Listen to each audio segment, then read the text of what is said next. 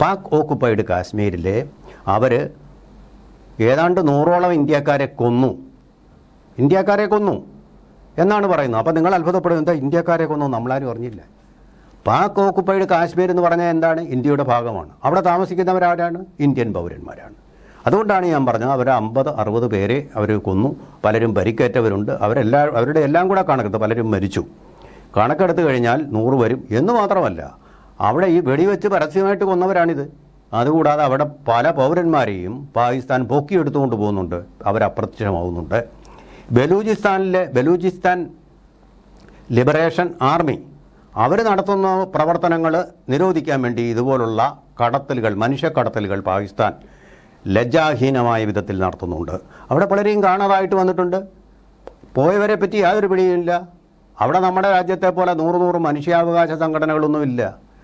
അതുപോലെ തന്നെ right to information എന്ന് പറയുന്നൊരു കാര്യമില്ല. പോയവർ പോയി.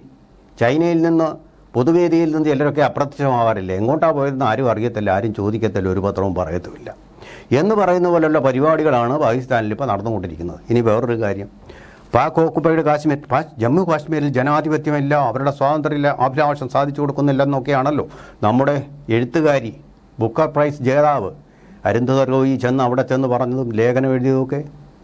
പാക് ഓക്കുപ്പൈഡ് കാശ്മീരിൽ വോട്ടിന് പോലും അവകാശമില്ല. മനുഷ്യാവകാശം പോട്ടെ, ജീവിക്കാനുള്ള അവകാശമില്ല. ഇപ്പോൾ എന്താ കാര്യം?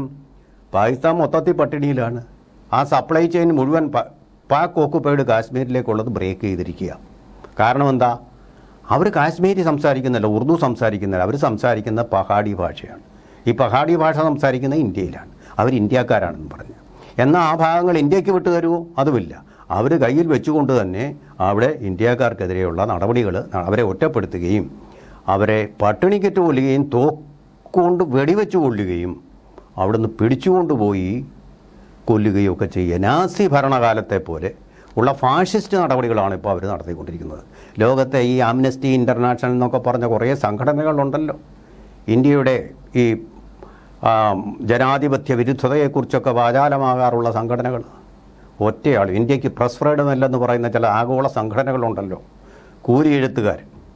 അവരൊന്നും ഇതിനെപ്പറ്റി ഒരു അക്ഷരം മിണ്ടുന്നില്ലെന്നുള്ളതാണ് ഏറ്റവും അത്ഭുതാവഹമായ കാര്യം. നമ്മൾ പറഞ്ഞിട്ട് കാര്യമില്ല.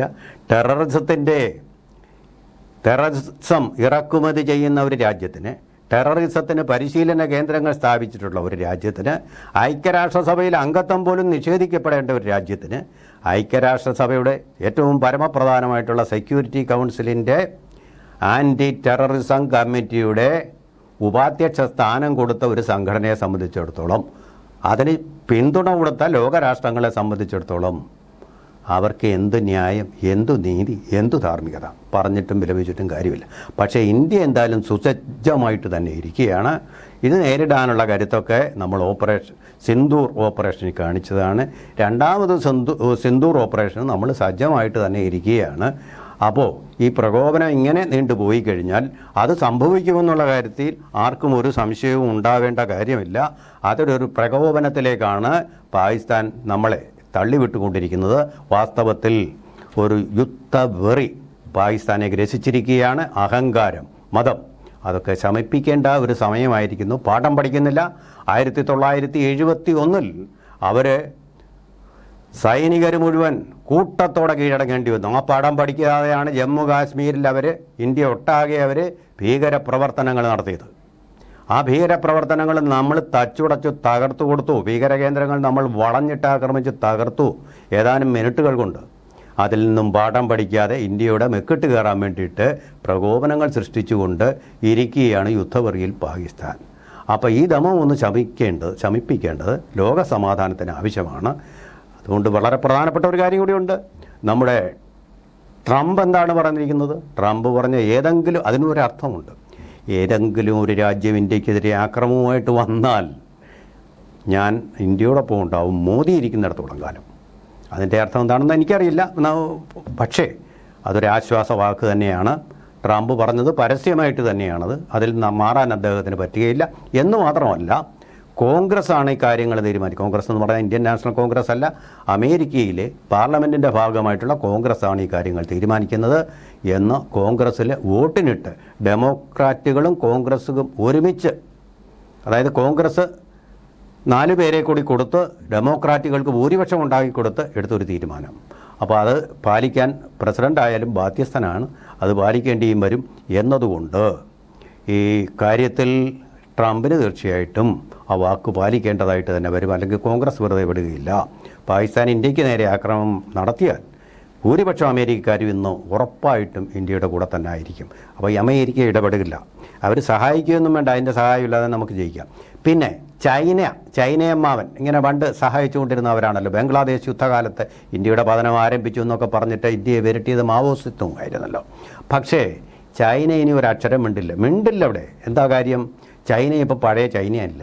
പണ്ട് തീരുമാനിച്ചിരുന്നത് രാഷ്ട്രീയ പശ്ചാത്തലത്തിലാണ് അവർ കാര്യങ്ങൾ തീരുമാനിച്ചിരിക്കുന്നത്, രാഷ്ട്രീയ അടിസ്ഥാനത്തിലാണ്.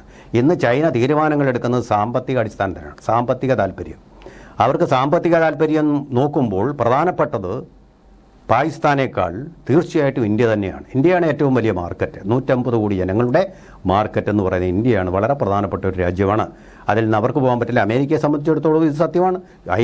ഗൾഫ് രാജ്യങ്ങളെ സംബന്ധിച്ചിടത്തോളം, പ്രത്യേകിച്ച് UAE സംബന്ധിച്ചിടത്തോളം ഇത് തന്നെയാണ് സ്ഥിതി. എന്നുള്ളതുകൊണ്ട് വളരെയധികം സാമ്പത്തികമായിട്ട് മുന്നേറിയിരിക്കുന്ന ലോകത്തിലെ 3ാം ശക്തിയെ എതിർക്കാൻ ഒരു രാജ്യവും തയ്യാറാകാത്ത ഒരു സ്ഥിതിയും കൂടെ ഉണ്ട്. അതുകൊണ്ട് പാകിസ്ഥാൻ ഈ പ്രാവശ്യം ഇങ്ങനെ എന്തെങ്കിലും ഒരു സാഹസം കാട്ടി എന്ന് പറഞ്ഞ സാഹസമാണിപ്പോൾ കാട്ടിയത്. ഹാങ്കോർ കപ്പൽ എന്ന് പറയുന്നത് നമുക്ക് അവിടുത്തെ എക്സ്ക്ലൂസീവ് ഇക്കണോമിക് സോണാണ്.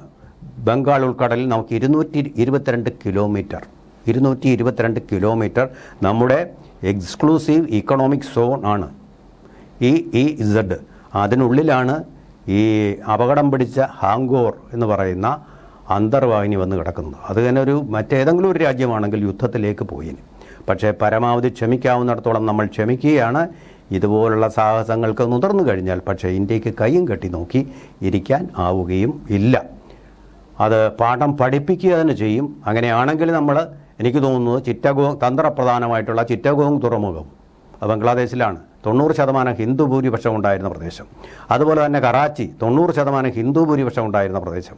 ഇതൊക്കെ ബ്രിട്ടീഷുകാരെ ദാനമായിട്ട് അവർക്ക് കൊടുത്ത് അവർക്ക് വേറെ തുറമുഖമില്ല എന്നുള്ള സഹാനുഭൂതി കൊണ്ട് ദയ വളരെ അർഹിക്കുന്ന ഒരു രാഷ്ട്രമാണല്ലോ. എന്തൊരു ദയയോടെയായിരുന്നു ഇന്ത്യക്കാരെയൊക്കെ അവർ ഗർഭിണികളെ അവരെ ബയനറ്റ് കൊണ്ട് കുത്തിയത് രാഷ്ട്രം വിഭജിച്ച് കിട്ടാൻ വേണ്ടി ഡയറക്റ്റ് ആക്ഷനിൽ. അപ്പോൾ അങ്ങനെയുള്ള പ്രവർത്തനങ്ങളെല്ലാം നടത്തുന്ന ഒരു രാഷ്ട്രം ദയ അർഹിക്കുന്നു എന്നുള്ളതായിരുന്നു അന്ന് ബ്രിട്ടീഷുകാർ ഇത് വിഭജിച്ചപ്പോൾ പറഞ്ഞത്. ആ അന്യായങ്ങളും അനീതികളും അതുപോലെ തന്നെ പാക് ഓക്കുപൈഡ് കാശ്മീർ ഇന്ത്യയുടെ ഭാഗമായിട്ടുള്ളത് ഇന്ത്യയുടെ ഭാഗമായിട്ട് തന്നെ ഇരിക്കുന്ന ഒരു സാഹചര്യത്തിലേക്ക് തന്നെ ഈ യുദ്ധം പരിണമിക്കുമെന്നുള്ളതിൽ സംശയമില്ല. ഒരൊറ്റ രാജ്യവും ഈ പാകിസ്ഥാൻ്റെ പക്ഷം പിടിക്കാൻ വേണ്ടി വരുന്ന ഒരു സാഹചര്യം ഇപ്പോൾ ഇല്ല എന്നുള്ളതും ഈ കാര്യങ്ങളിൽ നിന്ന് വളരെ വ്യക്തമാകുന്നുണ്ട്.